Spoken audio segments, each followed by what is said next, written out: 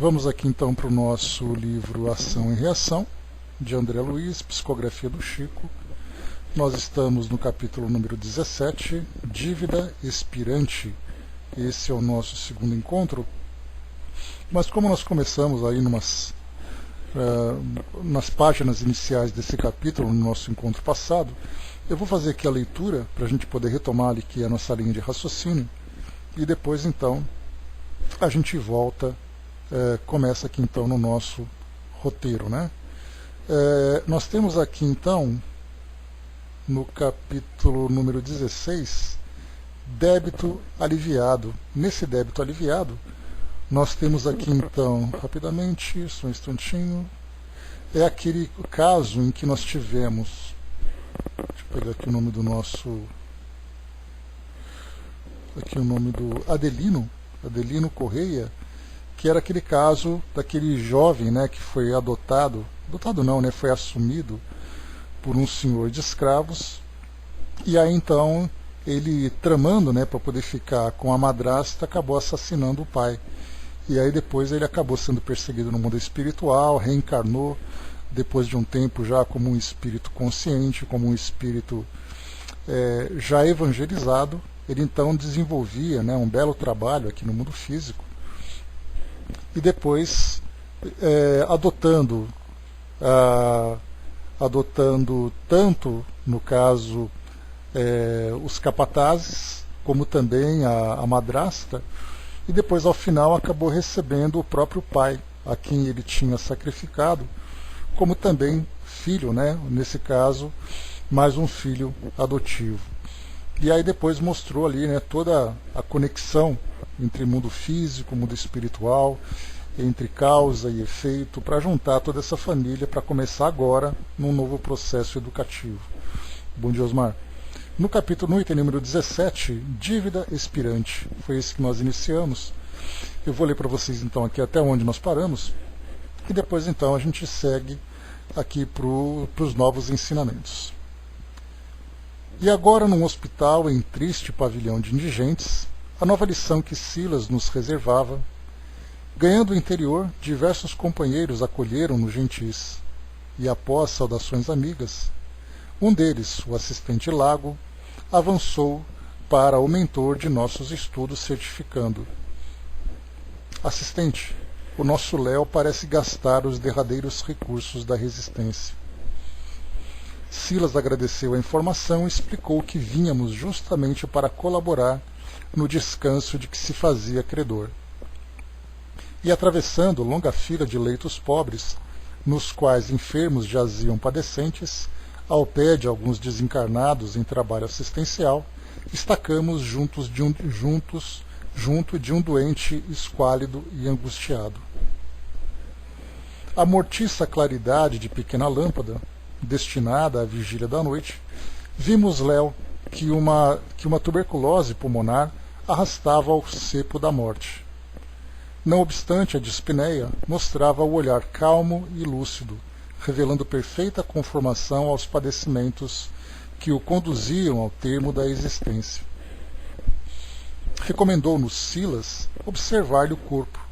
Entretanto, não havia muita particularidade a destacar, porquanto os pulmões, quase destruídos, através de sucessivas formações cavitárias, haviam provocado tamanho abatimento orgânico que o vaso físico, sob os nossos olhos, não era mais que um trapo de carne, agora aberto à multiplicação de bacilos vorazes, aliados a exércitos microbianos de variada espécie, a se apinharem dominadores na intimidade dos tecidos, assim como inimigos implacáveis a se lhe apoderarem dos restos, senhoreando todos os pontos chaves da defensiva. Então vimos aqui, né, que esse estado de debilidade em que ele se encontrava fez com que então proliferassem micro-organismos de várias ordens, né, fazendo com que o corpo entrasse naquele colapso no seu funcionamento. Bom dia, pessoal. Achava-se Léo desse modo no veículo denso, à maneira de um homem irremediavelmente condenado à expulsão da sua própria casa. Todos os sintomas da morte patenteavam-se iniludíveis. O coração fatigado assemelhava-se a motor exausto, incapaz de liquidar os problemas da circulação sanguínea, e todos os implementos da aparelhagem respiratória esmoreciam desnorteados sob inexorável asfixia. O coração então começava a falhar e o corpo ali definitivamente começava então a morrer. Léo, moribundo, era um viajante habilitado à grande romagem, não tão somente à espera do sinal de partida. Ainda assim, estava sereno e portava-se com bravura. Tão acentuada se lhe evidenciava a acuidade mental que quase nos percebia a presença. Silas, que lhe acariciava a fronte com a destra generosa, disse-nos atencioso: já que vieram para notar um processo de dívida expirante, podem algo perguntar ao companheiro, cuja memória se revela tanto quanto possível consciente e vigilante. Então a gente lembra aqui o título, Bom dia, Didima. O título Dívida Expirante significava então que seria ali o último boleto desse débito moral que ele precisaria quitar para poder ascender às esferas mais elevadas, né? Então era o espírito que se encontrava ali no último percurso necessário para a sua reabilitação moral. Ouvi-nos-á, porém, inquiriu Hilário entre surpreso e compungido, não com os tímpanos da carne, contudo assinala-nos-á qualquer indagação em espírito, esclareceu o assistente afetuoso. Dominado de intensa simpatia, inclinei-me sobre o irmão em rude prova, atraído pela fé que lhe abrilhantava as pupilas, e abraçando-o, indaguei em voz alta: Léo, amigo, reconhece-se você no limiar da vida verdadeira? Sabe que deixará o corpo em breves horas? O interpelado, crendo raciocinar por si mesmo, registrou-me a inquirição, palavra por palavra, qual se lhe fossem transmitidas ao cérebro por fios invisíveis. E, como se conversasse a sós consigo, falou findo: ó sim, a morte. Sei que provavelmente esta noite chegarei ao justo fim. Desdobrando o nosso diálogo, acrescentei: não tem receio? Nada posso temer, refletiu muito calmo. E, movendo os olhos com esforço, buscou fitar na alva parede da enfermaria uma pequena escultura do Cristo crucificado, refletindo de si para consigo: nada posso recear em companhia do Cristo, meu Salvador. Ele também foi vilipendiado e esquecido. Terá vomitado sangue na cruz do martírio, ele que era puro, varado pelas chagas da ingratidão. Por que não me resignar à cruz do meu leito, suportando sem reclamar as golfadas de sangue que de quando em quando me anunciam a morte, eu que sou pecador necessitado da complacência divina? Você é católico romano? Sim. Meditei na sublimidade do sentimento cristão, vivo e sincero, seja qual for a escola religiosa em que se exprima, e prossegui afagando-lhe o peito opresso. Nessa hora de tanta significação para seu caminho, sinto a ausência de seus familiares humanos. Ah, meus familiares, meus afetos, respondeu falando mentalmente. Meus pais teriam sido no mundo os meus únicos amigos. No entanto, demandaram o túmulo quando eu era simplesmente um jovem enfermo. Separado de minha mãe, vi-me entregue aos desajustes orgânicos. Logo após, meu irmão Henrique não hesitou em declarar-me incapaz. Por direito à herança, cabiam-lhe grandes bens, contudo, prevalecendo-se do meu infortúnio, o mano obteve na justiça, com meu próprio assentimento, a documentação com que se fazia meu tutor. Bastou, porém, a consecução dessa medida para que se transformasse para mim num verdugo cruel. Apossou-se-me de todos os recursos, internou-me num hospício em que amarguei longos anos de isolamento. Sofri muito. Alimentei-me com o pão recheado de fel, destinado pelo mundo aos que lhe penetram as portas como répobos do berço, porque o desequilíbrio mental me perseguia desde a idade mais tenra. Quando algo melhorado, fui constrangido a deixar o manicômio. Recolhi-me à porta, mas expulsou-me sem compaixão. Fiquei apavorado, vencido. Oh, meu Deus, como escarnecer assim de um irmão doente e infeliz? Debalde impetrei socorro à justiça. Legalmente, Henrique era o único senhor dos haveres de nossa casa. Envergonhado, busquei outros climas. Tentei o trabalho digno, mas apenas obtive, em meu favor, a profissão de vigia noturno, passando a rondar vasto edifício comercial, amparado por um homem caridoso, conduído de minha fome. O frio da noite, porém, encontrava-me ao desabrigo e, a breve tempo, adquiri uma febre insidiosa que passou a devorar-me devagarinho. Não sei quanto tempo estive assim, chumbado a indefinível desânimo.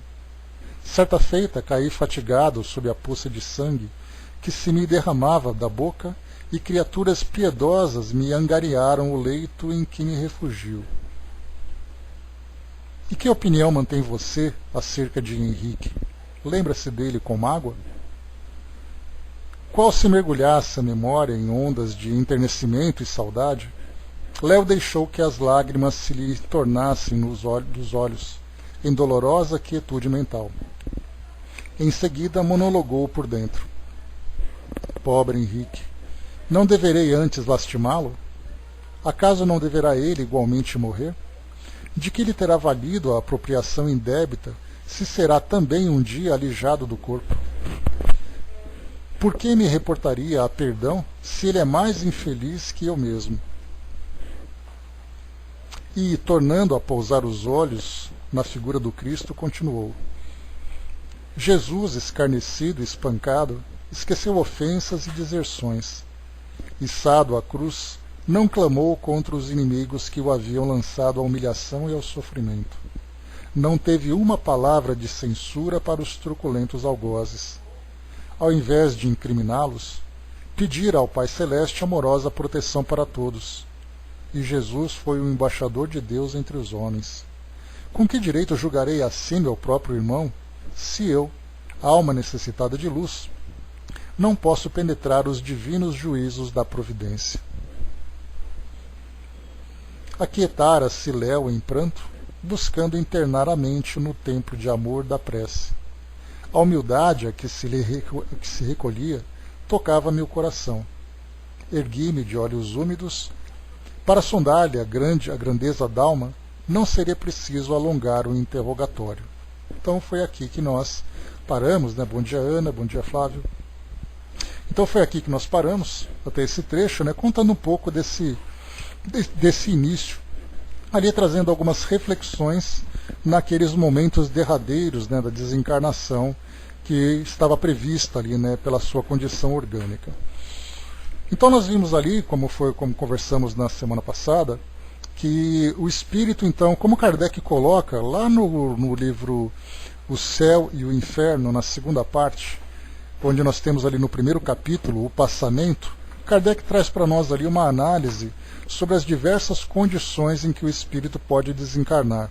Aquele espírito mais apegado à matéria, que tem mais dificuldade de se libertar, aquele espírito mais espiritualizado, que nos momentos em que chega ali a morte do corpo físico, ele já está praticamente desprendido. E nós vimos aqui então que, nesse caso, Léo, embora ele fosse ali uma pessoa desamparada socialmente, desamparada da família, era um indivíduo que apresentava uma doença bastante grave, mas pela sua condição de elevação espiritual, embora a sua condição encarnatória bastante problemática, ele já apresentava ali um desprendimento parcial a ponto de fazer com que a sua acuidade mental, como foi descrito aqui por André Luiz, praticamente já percebesse a presença deles.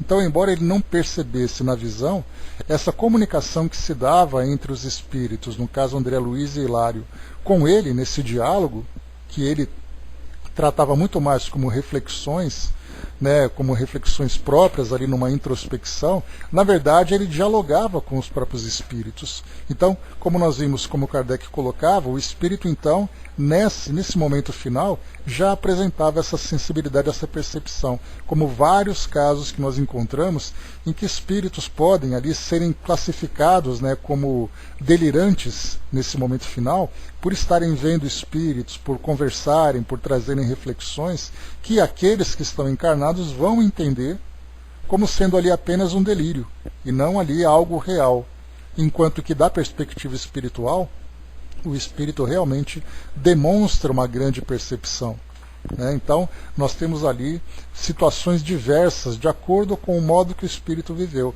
No caso de Léo, ele teve ali uma jornada bastante problemática e apresentou ali limitação intelectual, porque ele foi tratado, né, como uma pessoa com desequilíbrio mental, tanto que ele foi impedido pelo irmão Henrique, depois ele foi abandonado, né? Então ele tinha esse problema. Fisicamente também ele tinha essa fragilidade desde a infância, quando os pais então desencarnaram, mas embora ele fosse um espírito que tivesse essa limitação e socialmente não fosse um espírito produtivo, bom dia André, no sentido de ter ali uma atividade profissional, de ter ali uma jornada acadêmica para se desenvolver e tudo mais, ele foi um espírito que praticamente sobreviveu aqui no mundo físico. Então ele tinha ali que trabalhar para sobreviver, vivia em condições difíceis, então para a sociedade ele era alguém que não tinha ali grande valor, pela sua improdutividade, pelas suas limitações. Mas como a própria encarnação dele teve essa programação de trazer para ele essas provas, essas expiações, para que ele próprio pudesse se resgatar, nós vimos então que ele foi um espírito que cumpriu muito bem essa sua tarefa. Ele foi sobrevivendo dentro das suas limitações e chegou nesse momento final com a sua cota muito bem quitada. Tanto que foi colocado para nós que ele já estava habilitado à grande romagem, né? A grande romagem, né? Romagem vem de romaria, que é aquela peregrinação religiosa para uma elevação espiritual. Então ele já se encontrava habilitado para isso. E aí então ele era muito bem assistido pelos espíritos nesse momento final, mais uma vez, apesar da sua condição social precária. Então aquilo que para nós, na nossa visão material, nós vemos aqueles que estão bem amparados num hospital, por exemplo, muito bem estruturado, que apresenta uma condição social confortável, que apresenta ali um grau intelectual elevado, que provoca admiração e tudo mais. Muitas vezes esse espírito, com todos esses recursos, está muito mais fadado ao erro e à queda do que esses espíritos numa condição que, para nós, é uma condição humilhante. Mas o que interessa é que esse espírito não veio, nesse momento, prestar um serviço produtivo para a sociedade. Ele veio para resgatar os seus próprios débitos morais. E, ao mesmo tempo, veio também, como acontece muito, muitos espíritos reencarnam nessa condição de limitação, para trazer ali uma sensibilização para a nossa sociedade. Ou seja, mostrar ali uma condição social precária, ser ali o objeto da caridade alheia. Então nós vemos assim que, ao mesmo tempo que nós convivemos com essa desigualdade social, é uma grande oportunidade que nós temos de nós fazermos com que os nossos valores sejam colocados em prática.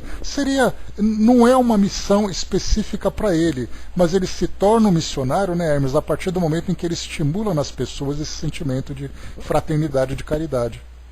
Então a gente vê assim que é um trabalho muito sábio, uma forma que nós convivemos com a violência, que nós convivemos com o sofrimento, são várias experiências que servem para nós nos sensibilizarmos. Porque aí nós podemos nos tornar mais endurecidos, mais indiferentes, mais rebeldes, mais revoltados diante de tudo isso, ao invés de desenvolvermos os nossos valores diante dessas necessidades. E é aí que nós vimos, lá na Lei de Destruição do Livro dos Espíritos, quando Kardec pergunta por que a natureza nos traz esses grandes flagelos. E aí os espíritos dizem, né, que periodicamente nós vamos então nos deparando com essas grandes dificuldades exatamente para nos sensibilizar. Já que naturalmente nós, quando vivemos numa condição de conforto, nós temos uma tendência natural a nos a nos fecharmos, a nos tornarmos mais egoístas, mais individualistas. Então, diante dessa situação, nós vemos assim, né, em calamidades públicas, em calamidades naturais, em acidentes, como acontece no contexto atual que nós estamos vivendo, nós vemos uma grande mobilização social em torno desse sentimento de caridade, embora esteja muito aquém da nossa capacidade. Porque nós vemos assim esse isolamento social que nós estamos vivendo, ao mesmo tempo nós também vivemos um isolamento moral, em que nós temos alguns que se preocupam com outros, se mobilizam, ajudam, enquanto outros vivem confortavelmente suas vidas reclusas dentro do seu círculo social sem nenhum tipo de mobilização. Então essas chacoalhadas, né, Flávio, servem exatamente para isso, já que nós temos essa dificuldade, porque numa condição normal, se não houvesse essa epidemia, nós continuaríamos tropeçando em pessoas em condição de moradores de rua, em crianças abandonadas, em várias outras situações, e nós não faríamos nada. E agora, diante de uma situação tão calamitosa como essa, nós percebemos essas pessoas. Ou seja, somente através dessas grandes agitações que nós mudamos então o nosso modo de vivenciar, né, esses nossos valores, né? Então, infelizmente é assim. Então, nesse caso, né, Miriam, quando nós temos esses invisíveis, quando acontecem essas grandes chacoalhadas, é como se a Terra revirasse, e aí então aqueles que ficavam esquecidos, né, encobertos por esse nosso esquecimento natural, simplesmente aflorassem. E nós temos que olhar para essas pessoas agora. O Hermes colocou para nós, né, a psicosfera terrestre chegou ao limite, né, que está sempre preciso esse chamamento, né? Então, infelizmente, a gente ainda tem essa dificuldade.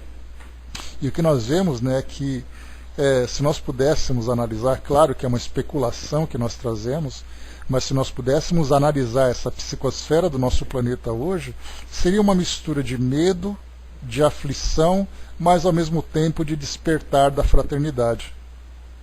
Então muda um pouco, né, de todas aquelas truculências que nós estávamos vivendo, aquela disputa política, aquela disputa bélica, disputa econômica, de repente todo mundo mobilizado simplesmente ali para sobreviver, e as pessoas agora olhando para aqueles que possuem mais e aqueles que possuem menos. Mudou o objeto da nossa atenção, né? Cinza quase negra eu acho que antes, André, agora deve ter dado uma depurada. Mudou um pouco, né? Porque nós saímos do egoísmo e entrou o sofrimento. E o sofrimento modifica um pouco a nossa visão, modifica um pouco essa vibração que nós irradiamos, né? Porque é natural, quando nós ficamos ali fechados dentro do nosso egoísmo, é aquela coisa sombria, é aquela coisa escura, endurecida, densa, né? Agora não, agora todo mundo fragilizado, todo mundo fazendo ali as suas preces com mais intensidade, as pessoas olhando umas para as outras, se sensibilizando com tantas mortes acontecendo, com tantas pessoas internadas, pessoas que passam por necessidades com desemprego, com falta de recursos, tudo isso acaba mobilizando. Mas claro, nós estamos muito aquém daquela psicosfera ideal onde o amor prevalece, né? Mas essa modificação já muda o nosso modo de ver as coisas. O Hermes perguntou aqui, alguém poderia perguntar, né, existem espíritos por trás do que está acontecendo, né? Então, temos ali várias especulações a esse respeito, né? O que nós sabemos é que nós temos ali certamente muitos espíritos trabalhando em nosso favor, ajudando ali nas resoluções e também nas modificações de postura que nós estamos vivendo, né? Agora, tudo aquilo que vem da providência divina, não adianta a gente querer sondar, porque seria ali a formiga tentando entender, né, a ordem da criação.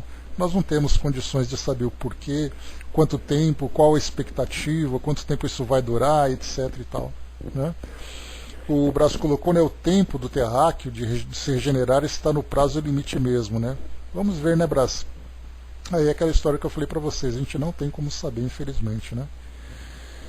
A Dídima colocou lá em cima, né? André Luiz nos diz, né? Deus atende as criaturas através das criaturas, né? Então, né, nós mesmos, nós somos os braços ativos, né? Porque os espíritos, sendo imateriais, não tem como atuar diretamente no mundo material. Portanto, ali é aquela situação de influência, de intuições, de sensibilização, para fazer com que nós nos ajudemos mutuamente. Então é a melhor forma de fazer com que nós coloquemos em prática aquilo que existe de mais nobre no espírito, que são exatamente ali as suas virtudes, né, o amor que existe dentro dele.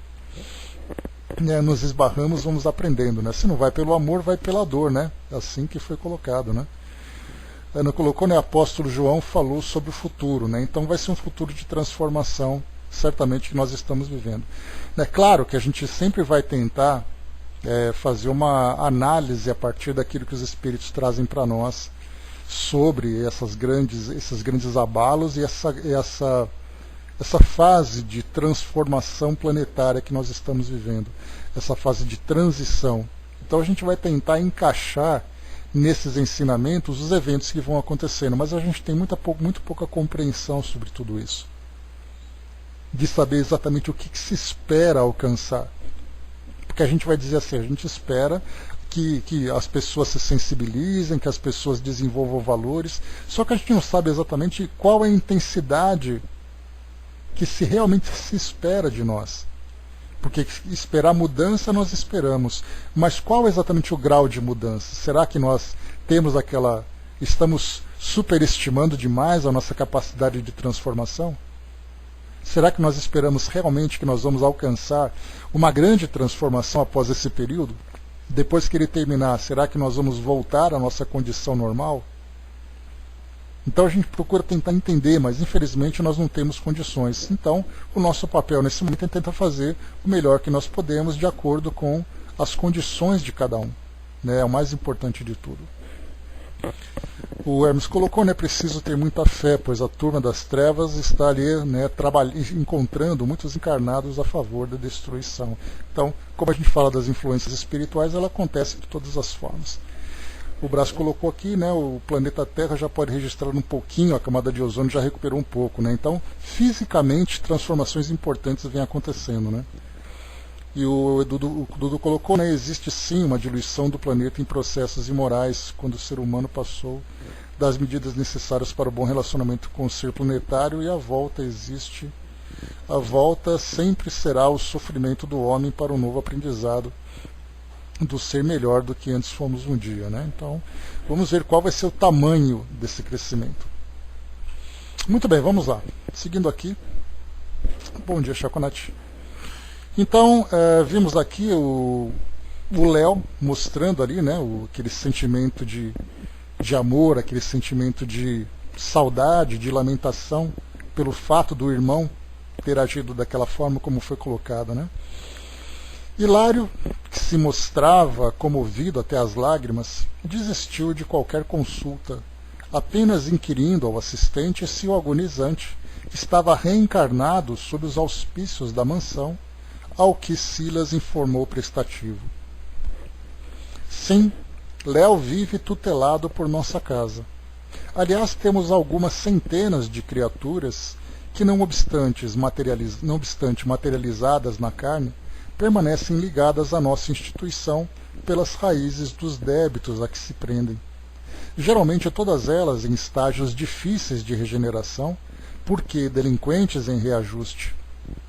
Renascem no mundo sob a guarda de nosso estabelecimento socorrista, mas naturalmente ainda enleadas, de certo modo, aos parceiros do pretérito, com cuja influência tomam contato, consolidando as qualidades morais de que necessitam através dos conflitos interiores, que podemos classificar como sendo a forja da tentação.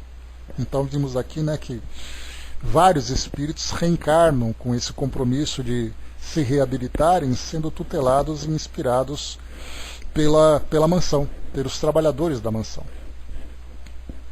Como é belo apreciar o amor paternal de Deus, que a tudo atende no lugar próprio, clamou Hilário.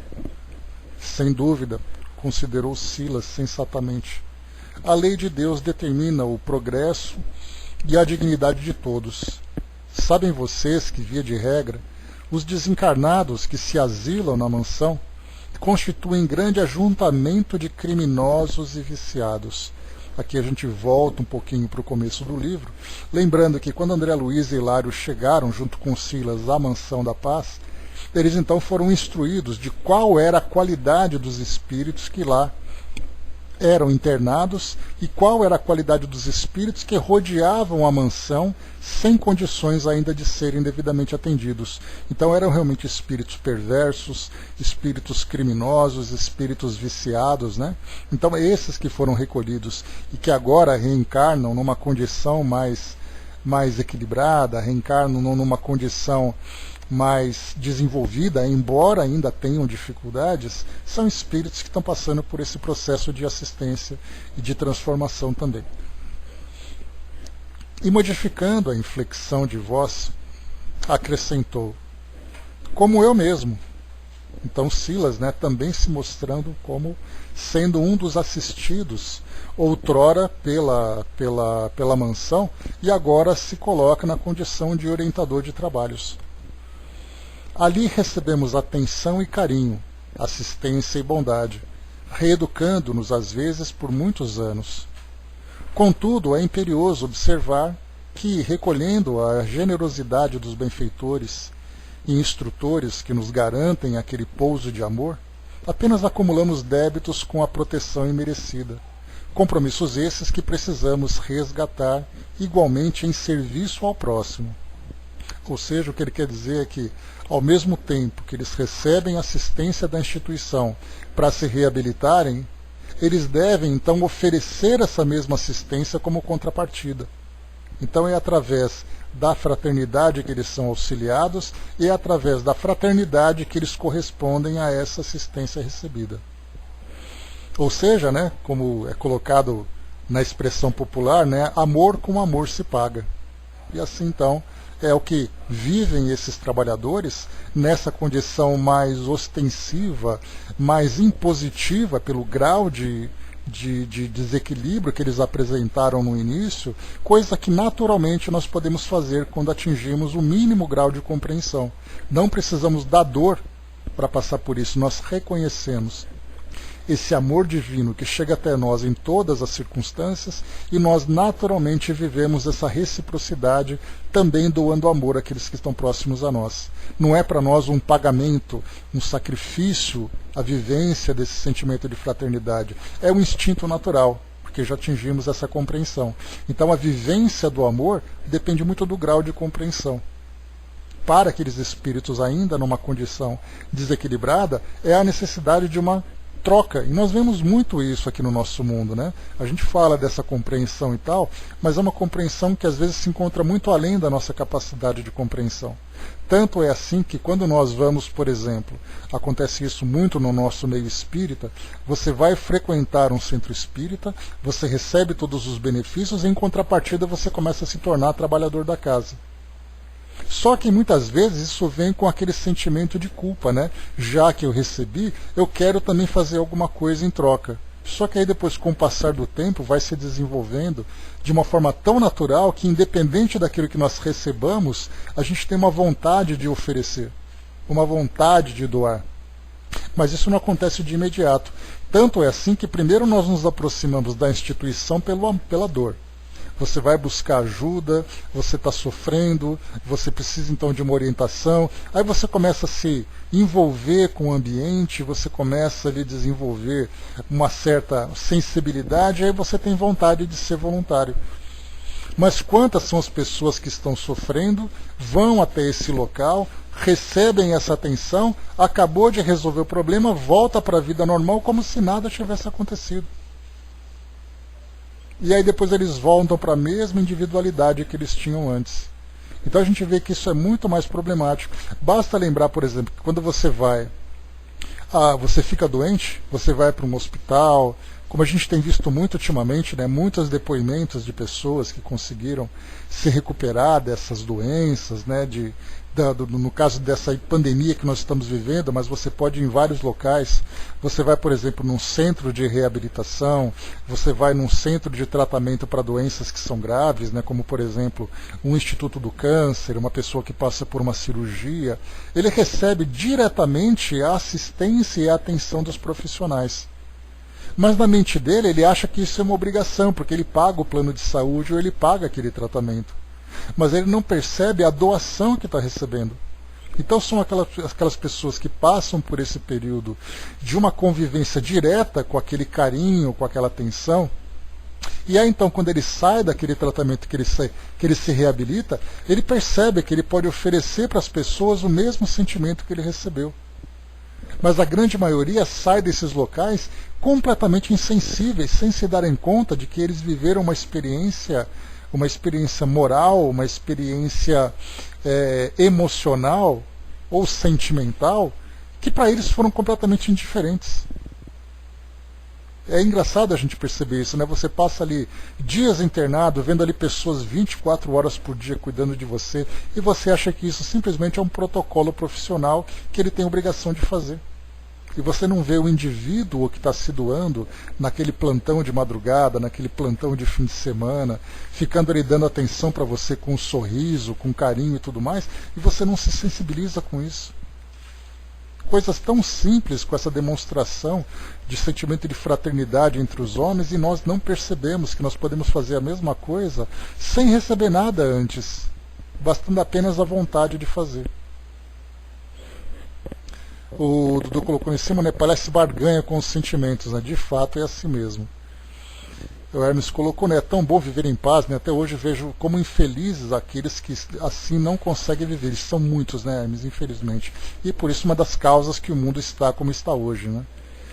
O Flávio colocou, a disciplina é o primeiro passo para a espontaneidade, nos ensina Emmanuel, né? Então, mas para isso tem que quebrar aquele endurecimento que a gente está, né? Tanto que você vai... Teve até aquele caso, né? Aquela história que o Divaldo sempre conta, que uma pessoa foi até lá pedir atendimento fraterno e ele disse assim, olha, espera um pouquinho que primeiro eu preciso fazer aqui o trabalho, que era uma palestra. E a pessoa ficou ali impacientemente e tudo mais. E aí quando foi atender, depois de algumas horas, a pessoa falou, nossa, mas como você demorou?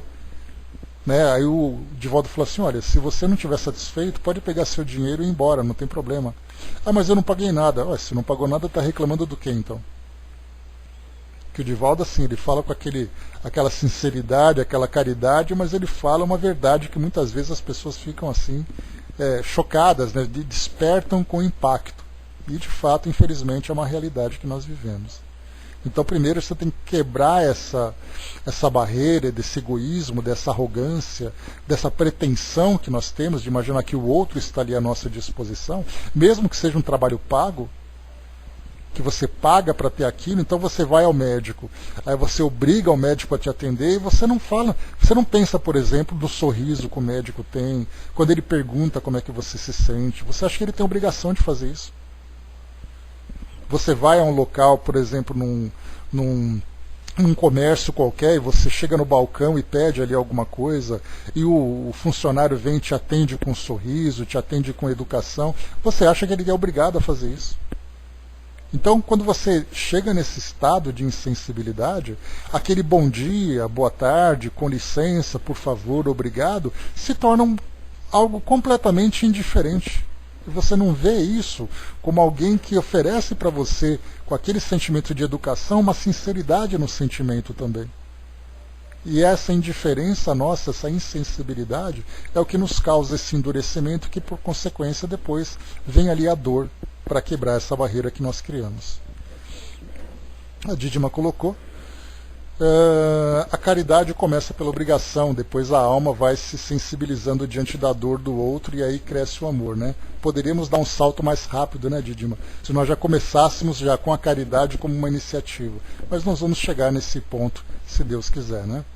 O Brás lembrou lá em cima, só de passar essa encarnação sem matar e sem roubar, já está no lucro, né? Pois é, a gente tem tanta coisa. Esse é aquele caso que a gente fala, né, Brás? De você passar aquela lixa grossa para tirar aquela casca. Para nós que já tiramos essa casca, nós estamos com uma lixa mais fina. Estamos começando ali a dar um trato mais polido. Então nós temos a obrigação de perceber esses detalhes mais sensíveis para a nossa transformação. A Jane colocou, observei que lá é inútil ter arrependimentos, né? Arrependimentos por coisas que não fizeram e também pelas que fizeram, né? Por julgamento parcial ou por conclusões pré-concebidas e, claro, erradas, né? Mesmo hoje eu vejo encarnados fazendo caridade na mídia.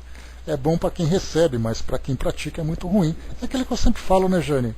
mais uma vez, é um mantra praticamente que nós temos aqui, né? Falar de caridade, falar de amor e falar de sensibilidade são 3 tipos de sentimentos e atos que nós ainda não compreendemos. Nós fazemos caridade seletiva, nós temos felicidades baseadas na ilusão da matéria, nós temos ali o amor, que é muito mais misturado com paixão. Então, se a gente não entende ainda o real sentido da caridade, que é aquela caridade da culpa, a caridade da obrigação, a caridade da autopromoção, então a gente faz as coisas equivocadamente. Mas no caso da caridade, para quem recebe, certamente é um grande benefício. Porque até para receber caridade também tem que saber.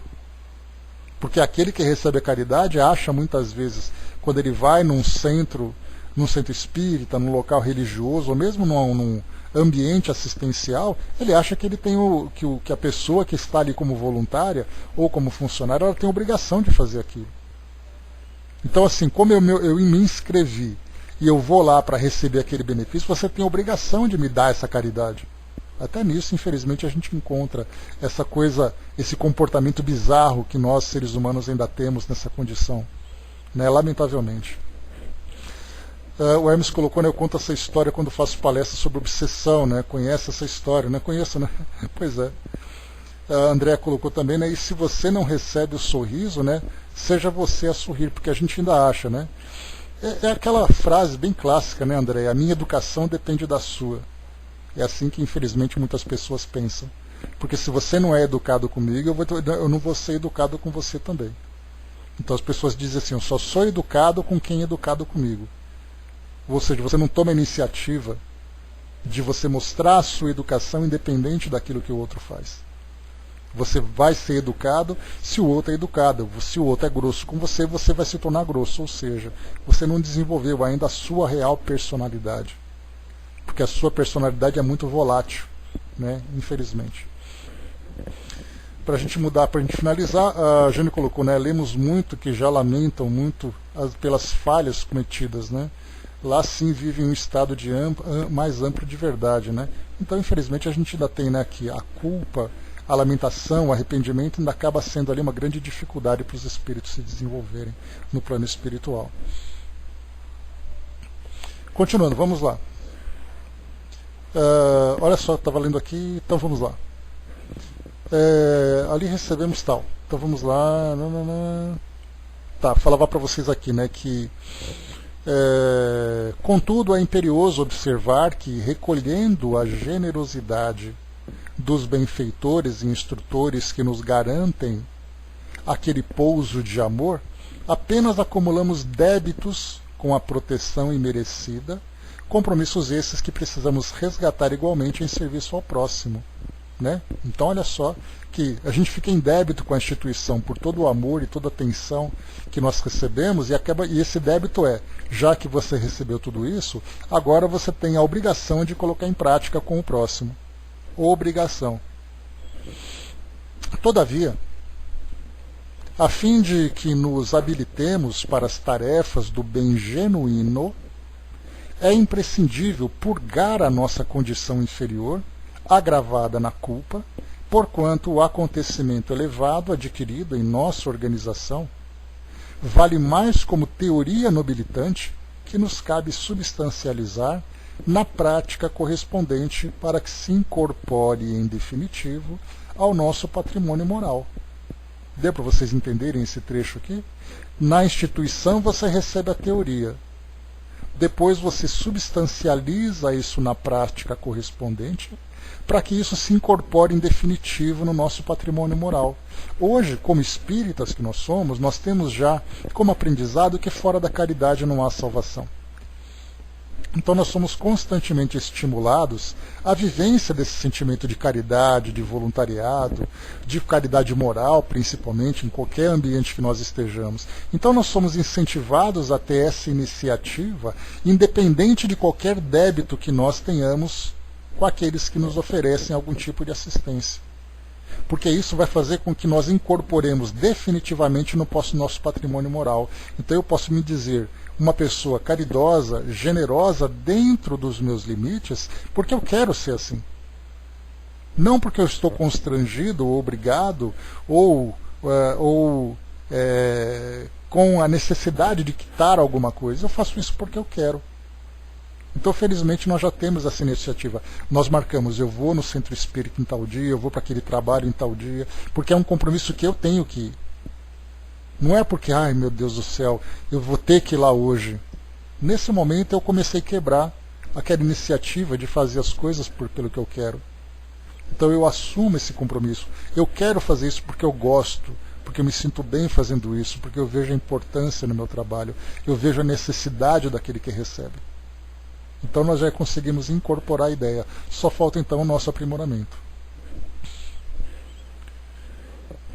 E continua aqui. Eis porque, depois do aprendizado breve ou longo em nosso instituto, somos novamente internados na esfera da carne, e aí é óbvio que, apesar de protegidos por nossos mentores, devemos sofrer a aproximação dos antigos comparsas de nossos débitos, para demonstrar aproveitamento e assimilação do amparo recebido. Então, aqui nesse caso, para aqueles que são remanescentes da mansão da paz, que após terem passado por aquele período difícil da perturbação, pós-desencarnação e tudo mais, reencontrando com os seus antigos comparsas, com os seus inimigos do passado, porque essa é a condição dos espíritos que são assistidos por essa instituição.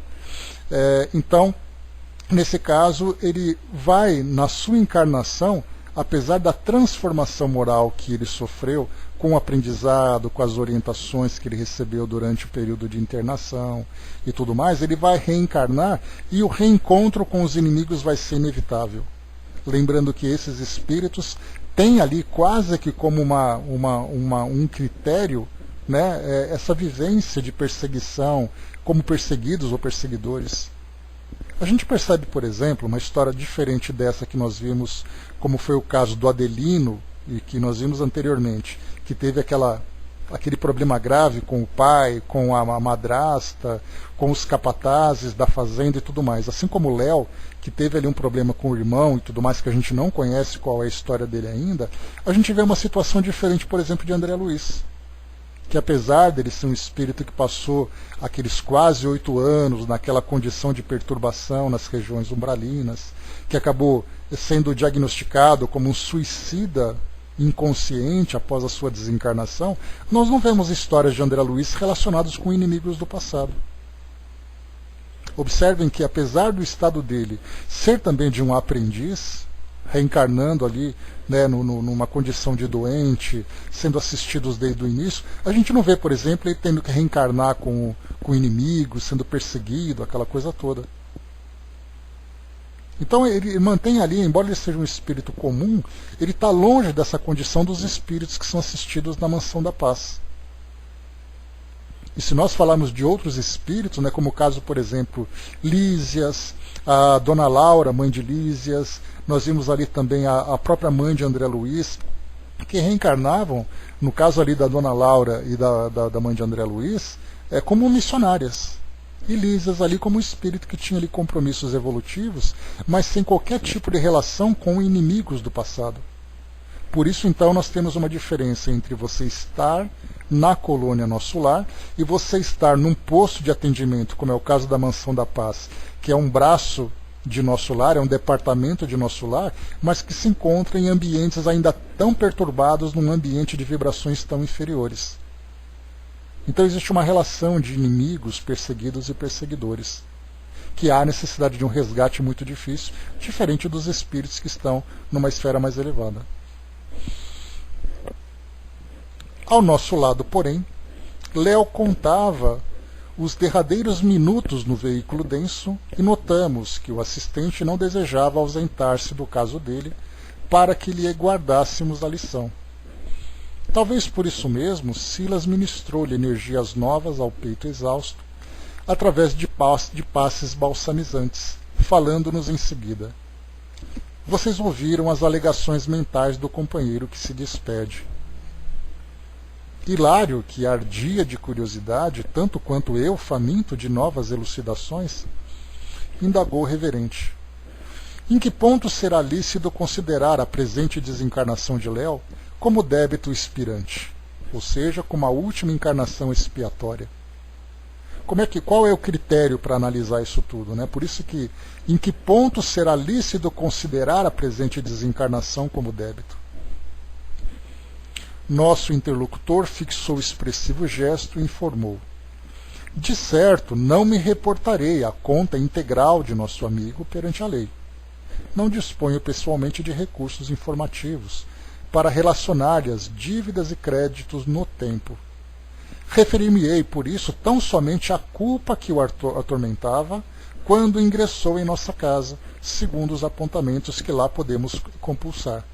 Então a gente viu aqui que Silas, ele não era capaz, por falta de informação, até porque também não era o trabalho dele esse, né, fazer uma sondagem dos débitos que foram angariados durante tanto tempo.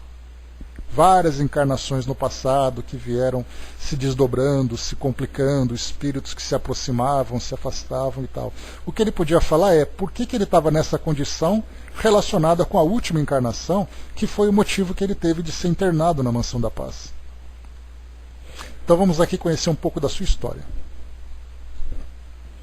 O agonizante agora, de nervos acerenados pelo socorro magnético, parecia quase ouvir-nos. Aí você se lembra aqui também que, pelo estado de equilíbrio espiritual que ele apresentava, ele já tinha ali, o seu perispírito já estava num processo de desprendimento, fazendo com que ele já percebesse de um modo mais claro o plano espiritual. O que é muitas vezes visto como um grande delírio, né? Valeu, professor, até mais. Sustentando-lhe a fronte suarenta, Silas atencioso prosseguiu depois de leve pausa. Léo enfileirou mentalmente para nós as amargas recordações dos dias recentes que tem vivido, detendo-se particularmente na enfermidade que o martiriza desde o berço, nos tormentos do hospício e na dureza de um irmão que o sentenciou à extrema penúria. Vejamos, porém, a razão das dores com que pune a si mesmo e porque mereceu a felicidade de ressarcir para sempre o débito particular, agora na pauta de nosso estudo. Em princípios do século passado, aqui no caso ele fala do início do século XIX, né? Já que aqui nós estamos na década de 1950, né? Então, no começo do século XIX, lá quando Kardec reencarnou, né? Kardec reencarnou em 1804, então mais ou menos nesse período. Em princípios do século passado, era ele filho dileto de abastados fidalgos citadinos, ou seja, que moravam em cidades, né? Que, desencarnados muito cedo, lhe confiaram o próprio irmão doente, o jovem Fernando, cuja existência fora marcada por incurável idiotia. Ernesto, no entanto, pois era esse o nome de nosso Léo na existência última, tão logo se viu sem a presença dos genitores, deu-se pressa em alijar o irmão do seu convívio, cioso do governo total sobre a avantajada fortuna de que ambos se faziam herdeiros. Além disso, moço habituado aos saraus do seu tempo, estimava as recepções esmeradas nas quais o palacete da família descerrava as portas brazonadas às relações elegantes, e, orgulhoso da paisagem doméstica, envergonhava-se de ombrear com o irmão, por ele proibido de comparecer aos seus ágapes sociais. Edevaldo, bom dia. Então a gente viu aqui, quando ele fala portas brazonadas, né, são aqueles brasões de família, então eram fidalgos, né, então eram títulos nobiliárquicos, grandes relações com a sociedade, festas, saraus e tudo mais, né? Então aqui ele tinha essa vergonha de ter o irmão que vivia essa limitação intelectual que causava constrangimentos, como acontece muitas vezes, né? Nós já estudamos, inclusive, casos em que você tem, por exemplo, um indivíduo que traz uma limitação intelectual que causa constrangimentos, né, pelo seu comportamento, o modo como ele agita determinado ambiente, então ele fica recluso, trancado num local enquanto existe aquela festa, e depois, então, somente aí ele tem ali a sua liberdade, né? Todavia, porque Fernando Mentecapto não lhe atendesse às ordens em razão da incapacidade de apreendê-las, providenciou gradeada prisão ao fundo da residência, onde o rapaz enfermo foi excluído da comunidade familiar. Encarcerado e sozinho, desfrutando apenas da intimidade de alguns escravos, Fernando passou a viver engaiolado, qual se fora infeliz animal.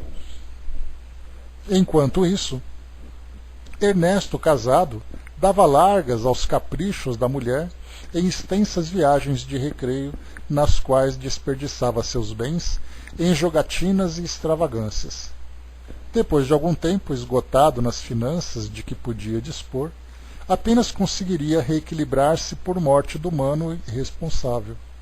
No entanto, o jovem mentalmente enfermo dava mostras de grande fortaleza física, não obstante certa bronquite crônica que muito o incomodava. Observando-lhe o desequilíbrio respiratório, Ernesto planejou levá-lo à moléstia mais grave na esperança de remetê-lo com rapidez ao sepulcro, recomendando aos servos que o libertassem todas as noites num grande pátio em que Fernando repousasse ao relento. O moço, porém, denotava enorme resistência, e, embora sofresse consecutivas crises de sua moléstia, assim exposto à intempérie, durante quase 2 anos superou valorosamente a provação a que fora submetido. Entre mentes, padecia Ernesto o cerco de angústia econômica sempre mais grave, que somente o quinhão, amoedado de Fernando, entregue ao comando de velhos amigos, conforme a vontade paterna, poderia solucionar. Ou seja, amigos da família que eram os tutores dele, que guardavam o dinheiro que foi herdado. Então, se o Fernando morresse, toda a fortuna iria para o Ernesto. Então, essa era a trama que estava se desenrolando. Em razão disso, envilecido pela fome de ouro, certa noite liberou 2 escravos delinquentes, algemados em seu domicílio, sob a condição de se exilarem para terras distantes, e após vê-los partir sob o nevoeiro da madrugada, buscou o leito do irmão, enterrando-lhe um punhal no peito inerme. Na manhã seguinte, ante o choro dos servos, a lhe mostrarem o cadáver, fê-los admitir que os cativos fujões teriam sido os autores do crime, e, inocentando-se com astúcia, entrou na posse dos bens que pertenciam ao morto, com plena aprovação dos magistrados terrestres. Foi assim que, apesar de regalada existência na carne, ao aportar no além-túmulo, atravessou extensa faixa de expiações. Fernando, o irmão desditoso, com absoluta magnanimidade, esqueceu-lhe as ofensas. No entanto, vergastado pelos remorsos, Ernesto entrou em comunhão com impassíveis agentes da sombra que o fizeram presa de inomináveis torturas, por se recusar a segui-los nas práticas infernais. Conservando no imo d'alma a lembrança da vítima através da percussão mental do arrependimento sobre os centros perispiríticos, enlouqueceu de dor, vagueando por vários lustros em tenebrosas paisagens, até que, recolhido à nossa instituição, foi convenientemente tratado para o reajuste preciso.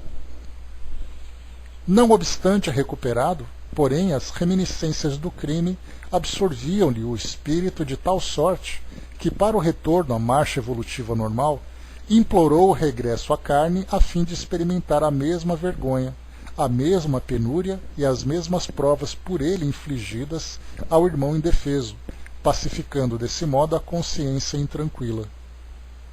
Amparado em seus propósitos de resgate por eminentes instrutores, tornou ao campo físico carreando na própria alma os desequilíbrios que assimilou além do sepulcro, com os quais renasceu alienado mental, como o próprio Fernando no passado recente, tendo amargado na posição de Léo todos os infortúnios por ele impostos ao irmão debilitado e infeliz.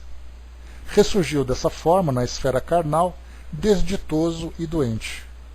Cedo conheceu a orfandade foi colhido de surpresa pela secura e vilania de um irmão insensato que o filhou no ambiente sombrio de um manicômio, e para não faltar particularidade alguma ao quadro expiatório, padeceu como guarda noturno o frio e os temporais a que expusera a vítima indefesa. Entretanto, pela humildade e paciência com que tem sabido aceitar os golpes reparadores, conquistou a felicidade de encerrar em definitivo o débito a que nos reportamos. Por que emudecesse o orientador, preocupado em atender ao agonizante, então banhado pelo suor característico da morte, Hilário indagou: assistente, como entender que o nosso companheiro está liquidando a dívida a que se refere? Por que não vem? Observou Silas admirado. E, indicando a grande hemoptise que começava, ajuntou. Hemoptise, no caso, né, aquela tosse com sangue e tudo mais. Qual Fernando, que desencarnou com o tórax perfurado por lâmina assassina, Léo igualmente se despede do corpo com os pulmões em frangalhos.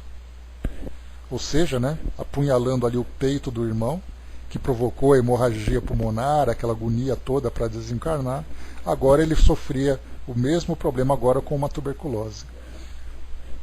Contudo, pelo procedimento correto que adotou perante a lei, ele mesmo, no caso, né, quando ele coloca aqui que procedimento correto que adotou perante a lei, ou seja, ele mesmo pediu uma expiação semelhante para que pudesse se reequilibrar. Não foi aquele espírito rebelde.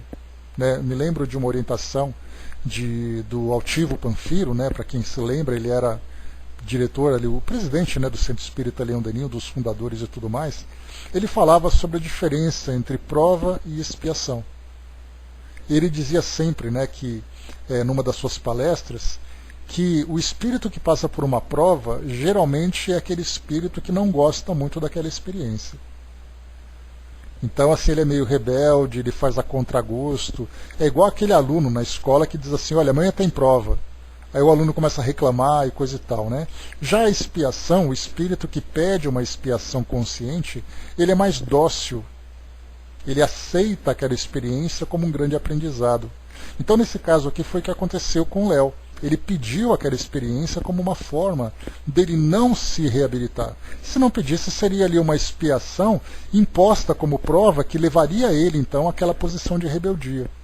No caso dele, ele pediu porque ele teve consciência disso, né? Então, ele foi resgatado, apesar das dificuldades que ele vivenciou. Na colônia, lá na Mansão da Paz, ele passou então por todo aquele processo de evangelização, de aprendizado, de encorajamento, e aí depois ele pediu essa experiência com resignação para que ele pudesse então se quitar perante a lei. Eis o benefício então que ele colheu.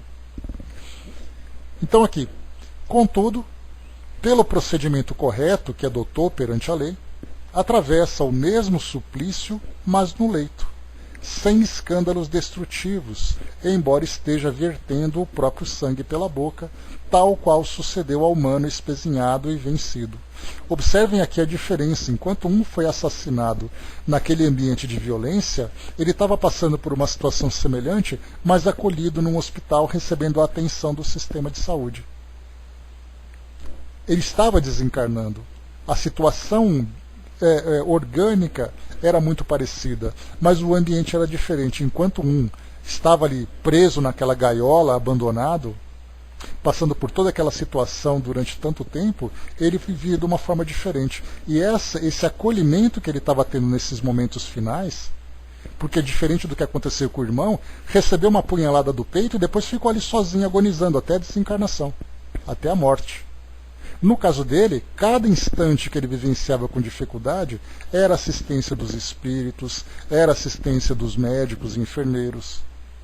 Porque para ele era diferente, era uma expiação de conscientização que ele já tinha alcançado, de reabilitação moral, por isso então esse merecimento que ele teve, e não o abandono que ele provocou no irmão. Né? Exato, né? Como Jesus coloca para nós, né, que quem com ferro fere, com ferro será ferido. Só que, claro, nós temos ali atenuantes e agravantes que acabam entrando nessa equação também. Então ele diz assim para nós, né? Cumpre-se o aresto da justiça, apenas com a diferença de que, em vez de gládio de ferro, temos aqui os batalhões de bacilos assassinos. Então, em vez da punhalada, são os bacilos, né? Ali o bacilo de Koch, que provoca ali a tuberculose, né? Talvez porque nos visse o assombro ante a lição, ocupado embora na assistência ao moribundo, rematou com grave tom de voz. Aqui, antes da gente lembrar, de a gente continuar, só a gente lembrar que o irmão, hoje, que o abandonou, no caso o Henrique, que o abandonou, não é o Fernando, porque foi colocado lá em cima que o Fernando passou por aquilo com um equilíbrio, né? Deixa eu voltar um pouquinho aqui para a gente pegar esse trecho. Aqui. Está aqui, ó. Fernando, o irmão desditoso, com absoluta magnanimidade, esqueceu-lhe as ofensas. Então mostra que, nesse caso aqui, de Henrique, o escândalo é necessário, mas ai por quem vem o escândalo. Não era, nesse caso aqui, aquele irmão que conseguiu passar por aquela experiência, que provavelmente também ali tinha ali um objetivo de resgate, mas ele conseguiu perdoar e conseguiu seguir em frente. No caso aqui, o Léo acabou então reencarnando num ambiente familiar que para ele era muito mais, no caso ali seria uma família que o acolheu, muitas vezes sem nenhuma relação com o passado, apenas para poder oferecer para ele condições de ter ali um irmão, por exemplo, que era egoísta, que era um espírito egoísta que já estava reencarnando, e ele então se aproximou desse espírito como objetivo de regeneração. E após isso tudo, Léo volta ao mundo espiritual como um espírito completista, podemos dizer assim, porque ele conseguiu completar aquela experiência dele se quitar perante a lei, e Henrique fica à própria sorte. Fica ali então vivendo, né, as consequências do seu ato, que vai também ligá-lo a outras situações, porque não existe vínculo entre eles. É uma situação também curiosa. Nem sempre nós temos ali aquela relação que vai se desenrolando. Muitas vezes ela se desmembra, como foi o caso que nós vimos aqui. O irmão doente do passado simplesmente perdoou e com magnanimidade seguiu em frente, e o Léo ficou por conta própria. É aquele caso que eu já comentei com vocês, de um casamento, por exemplo, onde você tem um casal, em que os dois estão ali juntos para a reabilitação, um faz o possível para dar certo, o outro causa problema. Quando existe a desencarnação, aquele que cumpriu a sua parte segue em frente. O outro que ficou preso ali no seu próprio egoísmo vai ficar à própria sorte em conexão com as próprias energias que ele criou. Então não quer dizer que aquele casal de novo vai ter que se encontrar. Não.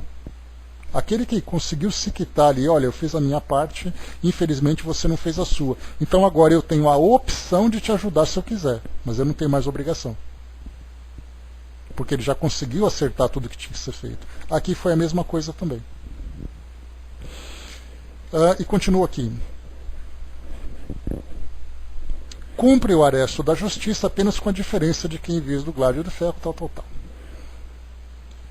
Então eu li para vocês aqui, né?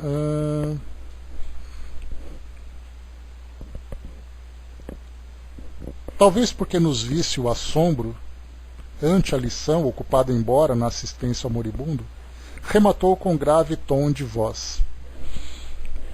Quando a nossa dor não gera novas dores, e nossa aflição não cria aflições naqueles que nos rodeiam, nossa dívida está em processo de encerramento. Olha só que ensinamento importante. Quando a nossa dor não gera novas dores, e a nossa aflição não cria aflição naqueles que nos rodeiam, nossa dívida está em processo de encerramento. Muitas vezes, o leito de angústia entre os homens é o altar bendito em que conseguimos extinguir compromissos ominosos, pagando nossas contas sem que o nosso resgate a ninguém mais prejudique. Então é o caso da resignação, da conscientização, em que o espírito vive ali quietinho a sua dificuldade. A gente viu Marcel, o menino do número 4, ou número 5, nunca me lembro desse nome, lá no livro Céu e Inferno, lá no final, na seção das expiações terrestres.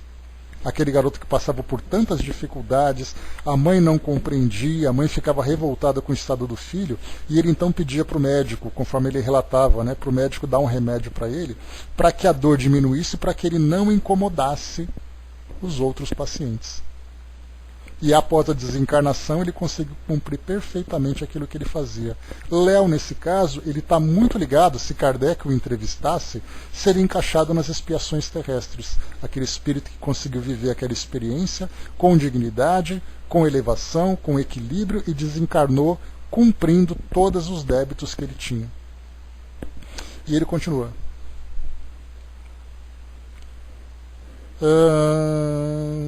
Tá. Quando o enfermo sabe acatar os celestes desígnios, entre a conformação e a humildade, traz consigo o sinal da dívida expirante. Silas, contudo, não pôde continuar. Léo, em oração, debatia-se nos estertores da morte. O assistente enlaçou-o com carinhoso enternecimento, e exorou o amparo divino, como se o doente desventurado lhe fosse um filho do coração. Envolvido nas irradiações suaves da prece, Léo adormeceu diante das nossas lágrimas. Por que perguntássemos quanto ao motivo pelo qual não arrebataríamos de imediato o vaso cadavérico para transportá-lo conosco à mansão, o assistente informou-nos conciso. Aqui só um pouquinho.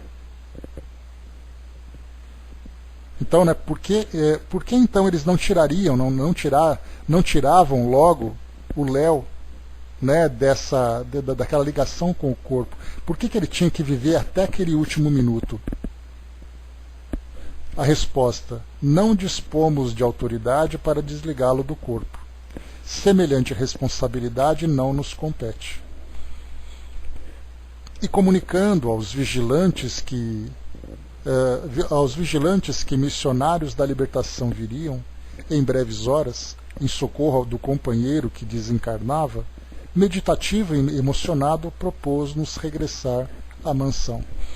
Aqui então a gente já pode deduzir, né, uma coisa bem, parece que bastante já clara para nós, que como o irmão dele, quando foi assassinado no passado, ficou agonizando até um instante final, após aquela punhalada que sofreu no peito, Léo deveria sorver, vamos dizer assim, até o último instante da sua encarnação aqui no mundo físico. Ou seja, ele não seria libertado do corpo físico. O corpo físico o expulsaria. E para ele seria ali um aprendizado. E aí então a gente vê o caso, né, quando a gente estuda lá no Livro dos Espíritos, para já finalizar aqui o nosso estudo, já deu o nosso horário. Quando nós estudamos lá no livro dos Espíritos, quando Kardec pergunta sobre a eutanásia. Ele diz assim, né, mas não é possível abreviar o sofrimento de alguém? Através da eutanásia, por exemplo, não com esse nome, mas Kardec dá a entender o processo de eutanásia, e aí os espíritos dizem que muitas vezes aqueles momentos finais são os momentos mais importantes para aquele espírito durante aquela encarnação, que é onde ele vai ter ali as últimas reflexões, as últimas transformações. Então, até o suspiro final que o espírito precisa dar, segundo os desígnios divinos, nós não devemos interromper. Que é uma questão difícil para nós, que é um tema de debate, né, a respeito da eutanásia, quando nós vemos tantos sofrimentos acontecendo naquele momento final de pacientes com doenças terminais e coisa e tal, né? Então nós olhamos o lado prático e o lado mais sensível, de acordo com a nossa visão. Mas da perspectiva espiritual, muitas vezes tem uma correspondência completamente diferente. Então ainda temos muito que aprender a termos essa visão. Então, tanto que foi perguntado por Hilário, né, por que não desligar logo ele, já que já sabe que ele vai morrer? E é colocado, nós não temos autorização para isso. E virão espíritos para fazer isso no momento certo. Então, no momento certo, cada um tem o seu. Então, finalizando por aqui o nosso encontro de hoje. O próximo encontro aqui, o capítulo 18, resgates coletivos. Olha só a relação direta com a situação que nós estamos vivendo hoje. essas desencarnações coletivas, essa pandemia, milhares de pessoas desencarnando quase que ao mesmo tempo e tudo mais, né? Olha só então, resgates coletivos. Teremos aqui então oportunidade na próxima quarta-feira de grande aprendizado com esse capítulo. Finalizando aqui então